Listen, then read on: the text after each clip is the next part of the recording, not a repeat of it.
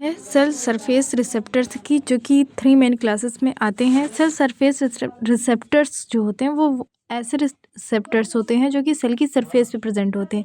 Means हमारा जो आने वाला सिग्नल है वो कहीं ना कहीं हाइड्रोफिलिक होने वाला है एंड आयंस के फॉर्म में होने वाला है, जो कि नहीं क्रॉस कर सकता हमारी प्लाज्मा मेम्ब्रेन को। That's why there is a needed for cell surface receptors, जिससे कि सरफेस रिसेप्टर्स को डिटेक्ट कर पाएँ। ये कि जैसे कि आप देख सकते हो यहाँ पे लिखा भी है कि cell surface receptor protein bind to an extracellular signal molecule, यानी जो कि बाहर से आ रहे हैं सिग्नल मॉलिक्यूल, सेल के बाहर से एक्स्ट्रा सेलुलर से आ रहे हैं, उनको बाइंड करता है। इसमें भी अगर हम देखें तो ये जब बाइंड करता है तो ये कहीं ना कहीं अंदर जो है सेल के मतलब डाउन स्ट्रीम मॉलिक्यूल्स को एक्टिवेट करता है और वो फिर जाके कुछ मीन्स सेल का जो बिहेवियर वो अल्टर करते हैं। जैसे कि मान लीजिए ट्रांसक्रिप्शन फैक्टर्स अगर एक्टिवेट किए तो फिर वो जाके जीन एक्सप्रेशन को रेगुलेट करेगा, अदरवाइज अदर किसी फैक्टर को करते हैं तो फिर वो जाके अदर एंजाइम्स को मतलब एक्टिवेट या इनएक्टिवेट करता है, डिपेंड ऑन योर सिग्नल। तो आगे हम देखें तो ये 3 लार्ज फैमिलीज़ में होते हैं हमारे जो रिसेप्टर्स होते हैं। आयन चैनल कपल्ड रिसेप्टर्स होते हैं।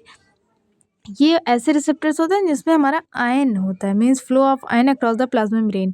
ये आयन को अंदर आने देता है या बाहर आने देता है, यानी कि आयन चैनल के थ्रू ये रिसेप्टर्स काम करते हैं। मीन्स आयन चैनल इसमें वर्क करता है और एक इलेक्ट्रिक करंट जो है वो प्रोड्यूस होता है, प्रोड्यूस है ना इलेक्ट्रिक करंट। और दूसरा जो हमारा होता है जी प्रोटीन कपल रिसेप्टर, इसको तो आप सभी जानते हो, जिसको सर्पेंटाइन भी कहते हैं। 7 मेम्ब्रेन पास मीन्स ये रिसेप्टर होता है। विज़न में हमारे मोस्टली हमें जहाँ तक देखा जाता है, मतलब मोस्टली जैसे हमारे सेंसेस में ये पाया जाता है।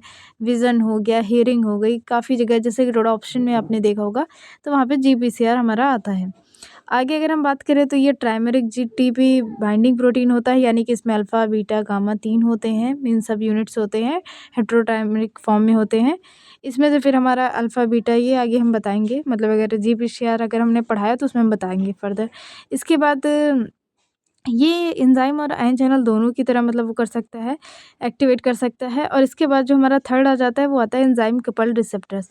एंजाइम कपल्ड रिसेप्टर्स मीन्स इस वाले रिसेप्टर के साथ एंजाइम भी कपल होगा, मीन्स एंजाइम भी लगा हुआ होगा। यानी कि पहले हम क्या कर रहे थे, हमारे रिसेप्टर के पास सिर्फ एक्टिविटी थी कि वो बाइंड कर रहा था लिगेंड के साथ, और लिगेंड से बाइंड करने के बाद फिर वो सिग्नल दे रहा था अदर एंजाइम्स को, फिर वो वर्क कर रहे थे। बट इस रिसेप्टर्स की खासियत ये है कि इस रिसेप्टर के पास खुद के पास एक्टिविटी है, एंजाइमेटिक कैटालिटिक एक्टिविटी है, यानी कि ये फॉस्फोराइलेशन कर सकता है अपनी ही सब यूनिट को, मतलब अपने ही टायरोसिन रेजिड्यू को, और वो फिर टायरोसिन फर्दर मतलब सिग्नल देगा अदर प्रोटीन्स को या अदर डाउनस्ट्रीम प्रोटीन्स को।